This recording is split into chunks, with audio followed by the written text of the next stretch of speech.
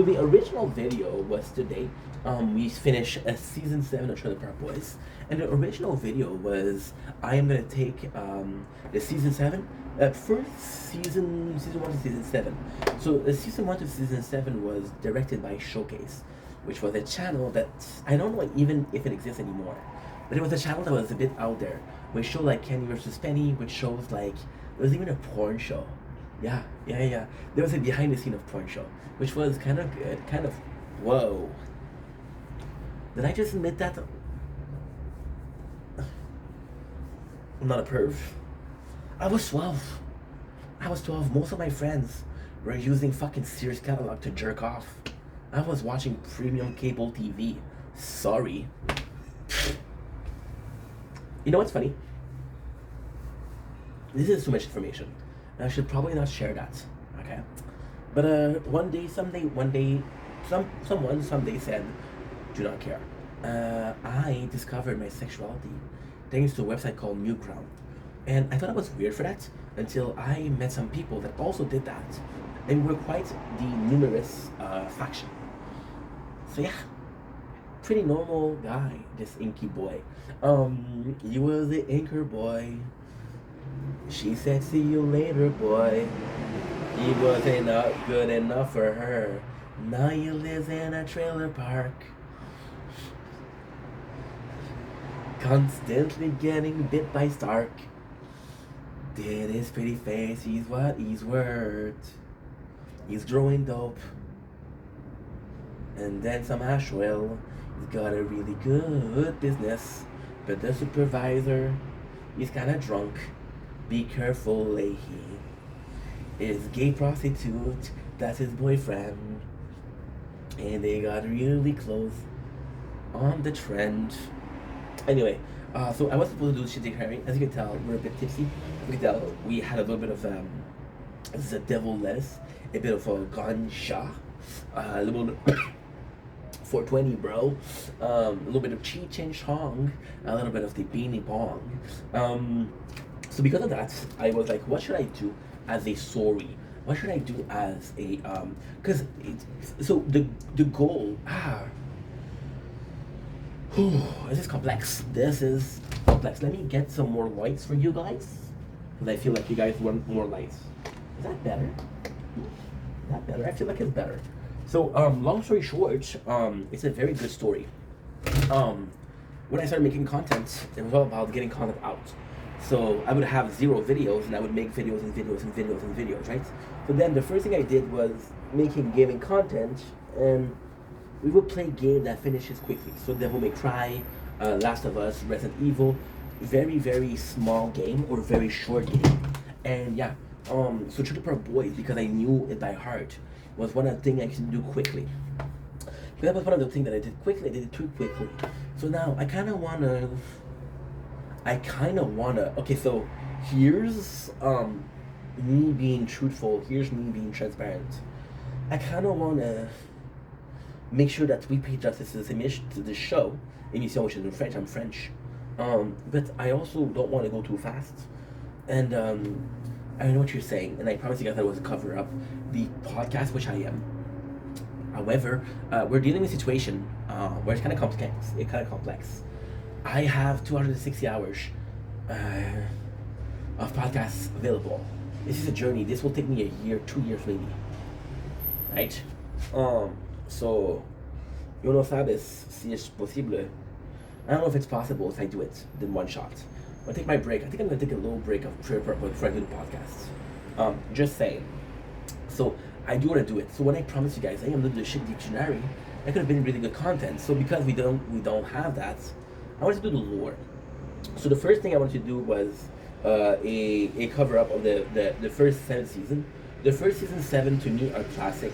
From season 2, season 1, to me season 1 is really good, but to me season 1 suffer from individuality. So if the show was more like season 1, I'd have been season 1 is amazing. If the show was more like season 2, if every single season was the same, I would talk about it. I wouldn't talk about it. And yeah, these guys, these two dudes that we're seeing here, right? It's funny because they're the people that I watch the Red Moon with. Isn't it cool? Kinda, huh? So yeah, so that being said, um, because the season one is so different, it feels good. But you see, I've watched One Last Shot, and I watched the Jim Leahy special, right? And to me, they don't feel like Trailer Park Boys. Even if I'm being completely honest, even the Christmas special feels like a different show. It does feel a little bit too different for me to be like, whoa, it's a Trailer Park Boy, dude. I don't mind. I'm not here complaining, but it does feel different. So for me, season 2 to season 6 are great. They're different. Season 4 and season 5 are still a bit too dramatic, but they're enjoyable. There's really a big, there's really a moment of a certain atmosphere from the first generation. Now we have the second generation, which also is good. I watched season 10 to season 8 today. I didn't watch it because we're at season 8, episode 9. So kind of far, but not that far. So yeah, so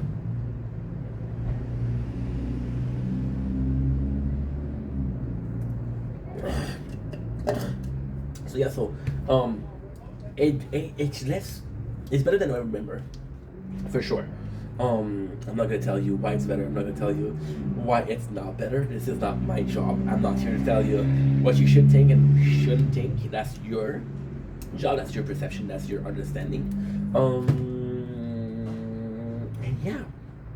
So with season, I want to do a review of what the old season felt like. My pros, my cons. And then I wanted to go in the new season and why it changed. Now, technically speaking, I cannot talk about the new season. The old season, I watched them 10 times minimum each. The new season, I watched them possibly 4 or 5 times, which is enough to know them, the plot by heart, but not enough to know the show by heart. With the first season, the second season, I know them by heart, right? Even the seventh season isn't that bad. It's just because I don't like it and I saw it so often. It's like you don't like this movie, but you saw it 20 times. It's become insufferable to you, you know?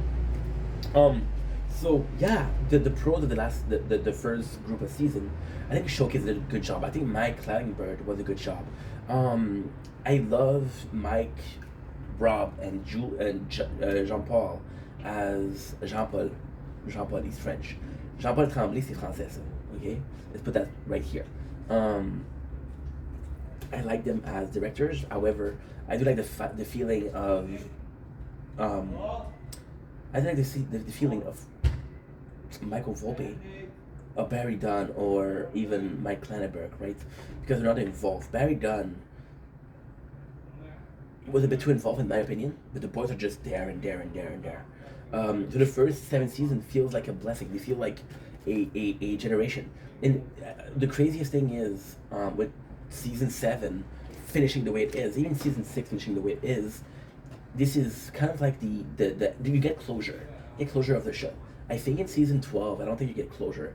If I remember correctly, season 12, they eat a bunch of mushrooms and they see themselves as cartoons. And then we got season 1 and 2, the animated series. By the way, the animated series was done because too many people died. Jim Lee, he died. Cyrus wanted nothing to do with Trailer Park Boys after a while. Wanted nothing to do with it. I don't know. This is a story that was never told. Sam Losco became a meme. That's a problem. You're going too far in comedy and not far. You're going too far in comedy and you're not thinking about the repercussion. You're not talking about repercussion. See, for example, right? Sam Losco goes with Cyrus. He becomes friends with Cyrus, and then he becomes nice again. That's what exactly happened, right? But then the problem with that is the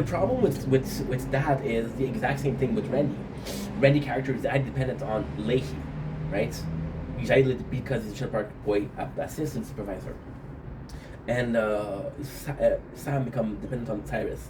So when Leahy died, rest in peace, John Southwork, and when Cyrus leaves the show, those two characters like, okay, well, we're on our own now. Are we good enough to be on our own? What they did with Randy is actually really good. Put him as a police officer. Put him as, this is really good. This is really good because Leahy was still around, which is good. But yeah, So you get the whole thing basically. Season 7 felt special. It felt like something, and my opinion, it is very, it's very simple. So you're gonna see. I want to use the Project X dilemma. So Project X was a movie that was filmed in third person. They did the same thing with Blair Witch Project. They did the same thing with Chronicle. They did the same thing with a bunch of shows. And because they did it with so many shows, it became something that was overused, something that oversee. The mockumentary at first was The Office. I think I don't want to. I'm not sure. Please, Trailer Park Boys was Trailer Park Boys was really lucky. Trailer Park Boys wasn't the most popular, or even as popular as The Office. The Office was way better. However, Trailer Park Boys is really old. It's 2002. You know, and The Office. I don't know what year it was, but I know it finished in 2011, 2012. So yeah, so it was after. So Trailer Park Boys wasn't the perfect timing because if you think about it, there's so many of them. There's Parks and Recs. There's Reno 911. There's Brooklyn Nine-Nine. There's The Office. There's Trailer Park Boys. There's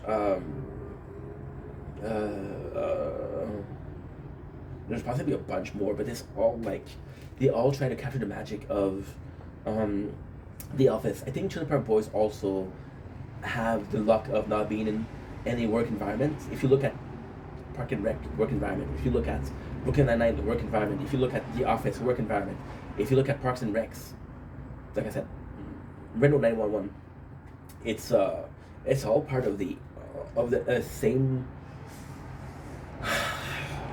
You see, the problem with The Office, the beauty of The Office was it was a paper company. Nobody gives a shit about the paper company. But then the paper company became extremely relevant because nobody was using paper anymore.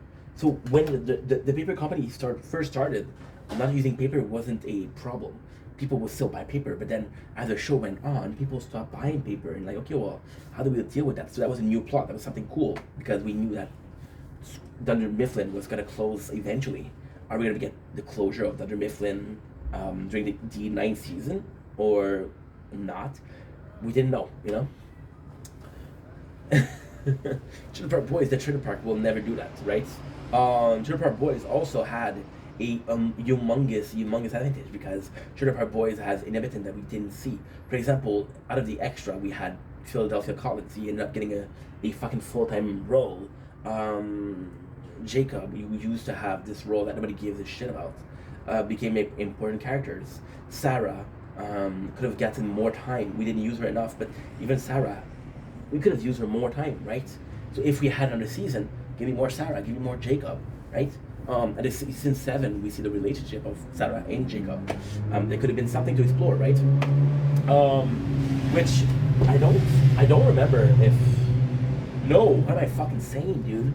What am I fucking saying? So in season 7, Sarah and Jacob gets together. This is the craziest thing. I'm gonna teach you stuff that is crazy. This is logically speaking very important. So we'll do a skip. We'll do a skip around the timeline, or I'll come back to it. But if I don't come back to it, I might forget it. We'll do a skip on the timeline. There's 10-15 years in between season 7 and season 8. Jacob was supposed to be with Sarah. However, Trinity was pregnant at the time when they started filming. She was very early in the pregnancy. So like, what if we had a character? What if we had a character that kind of was from the park? And the funny thing is, they talk about Jacob because Jacob was a fuck up. He was a dummy. And Jacob was a magical character. He was a very magical character. Newish enough for him to have been involved in season 7. Newish enough for us to like him, but not like him a lot. And him and Trinity being together, it's not far-fetched. Because he's dumb, there's a lot of him and Ricky. So when she falls in love with him, she's like, oh, I fell in love with somebody like my dad, you know?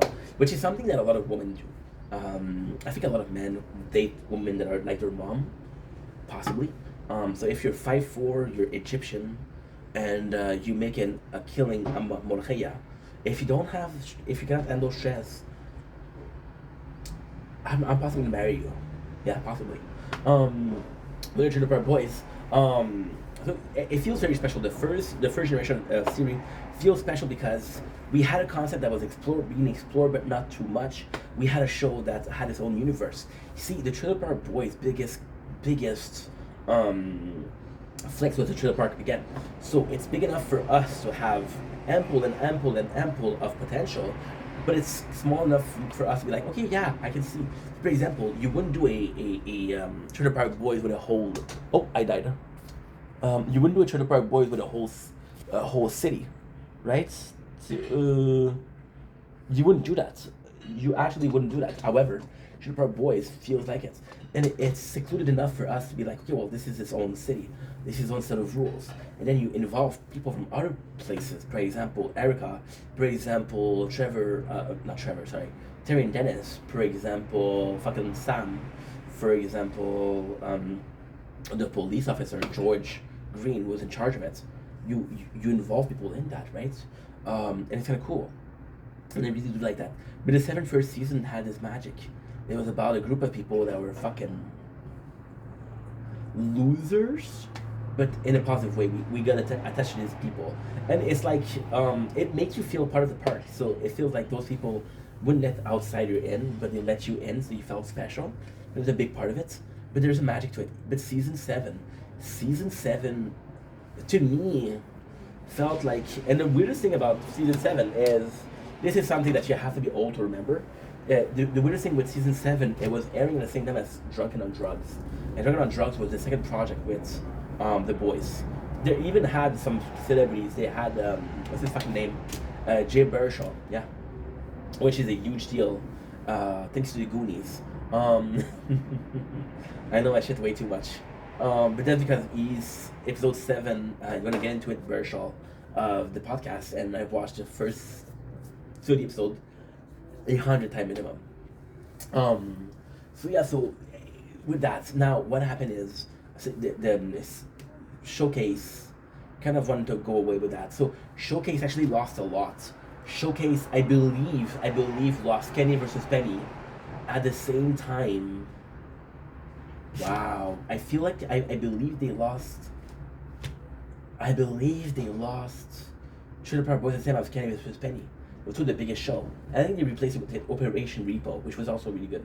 But yeah, so Trailer Park Boys with season 7, it felt like, okay, we have. I don't know why. I'm gonna be pushing this ideology.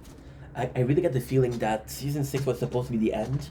They got renewed for a season, and I feel like they were just like, yo, let's do whatever the fuck we want, right? And that's kind of cool. You gotta respect that. You gotta appreciate the fact that they were able to have this artistic freedom. You gotta love that. Yeah, that's pretty much it. But in most cases, season 7 isn't good. Isn't good. There's too much going on there, and it's just a bad ending. I would have preferred it ending with season 6, but then again, I never thought a show, and that's why I keep on coming back to Trailer Park Boys. People think it's nostalgia. No, it's because there was nothing done with it. Like, there was never something done like this before, right? There was never something done.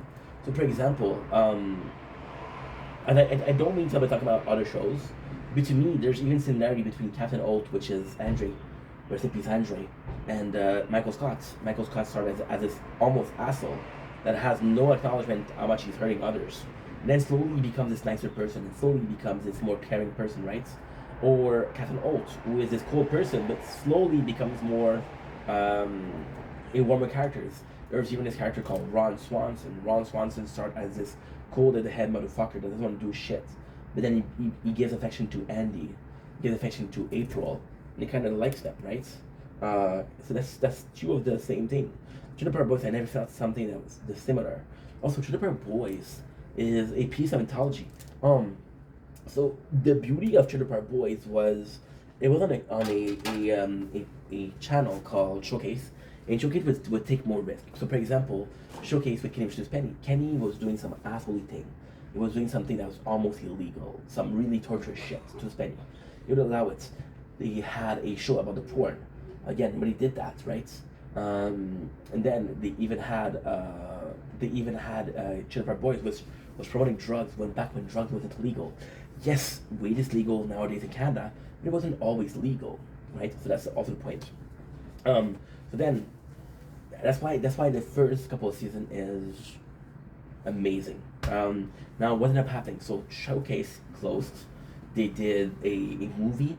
Now, some things happened. So Rob Well completely changed his mind. And the funniest thing is, there's this movie called SwearNet, and the SwearNet movie is we're getting Rob Wells, we're getting Mike Smith, and we're getting Jean Paul Tremblay, and it's like what they're doing right now. So Ricky starts selling cigarettes. Jean Paul was living the dream of driving cars, right? He always liked cars, and Bubble was a musician and even had a couple of restaurants. So then, what ended up happening? The reality is there was still a good public for Showcase. It was still a good public for Trailer Park Boys, and people constantly told the boys, "Yo, you did something that was really special." The craziest thing was Leahy and Randy were still out doing some tours, and there were people really excited about that. The Trailer Park Boys, the Mike, Rob, and JP, I'll call them MRJ because it's easier. MRJ got together. It's like, yo, what are we doing? The funniest thing is they saw censorship.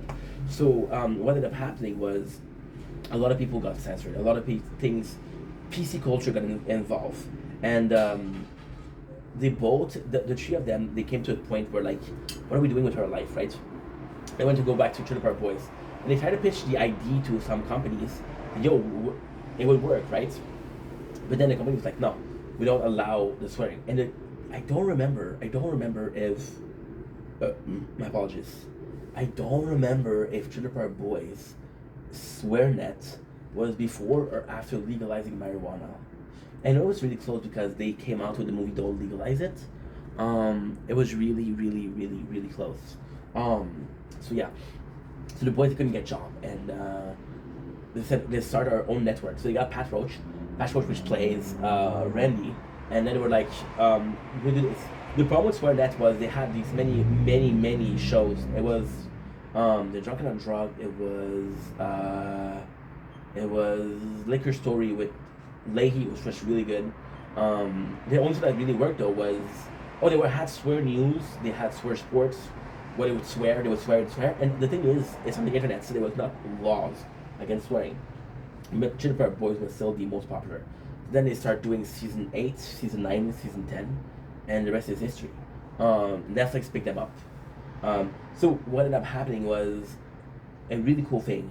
SwearNet was in charge of production, and Netflix would buy the series, would buy the season. So the production was still SwearNet. Now, it's a problem because Netflix could have been like, yo, we don't buy your season.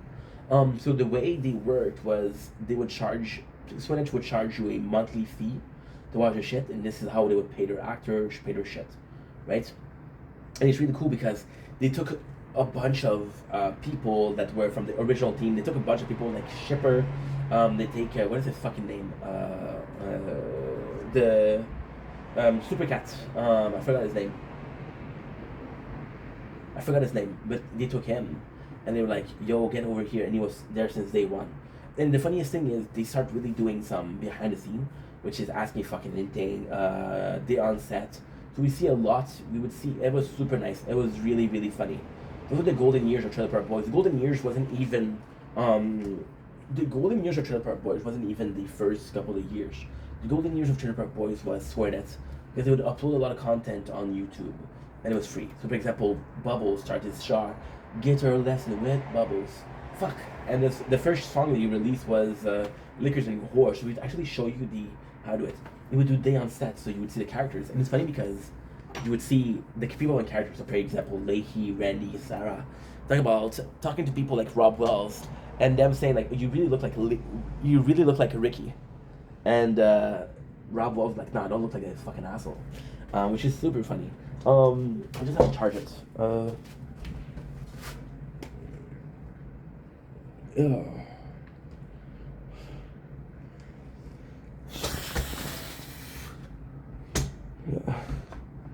I might not be able to do it a lot. But it's okay. It's okay. I think I'm gonna have to go back in. Ooh. Look at this.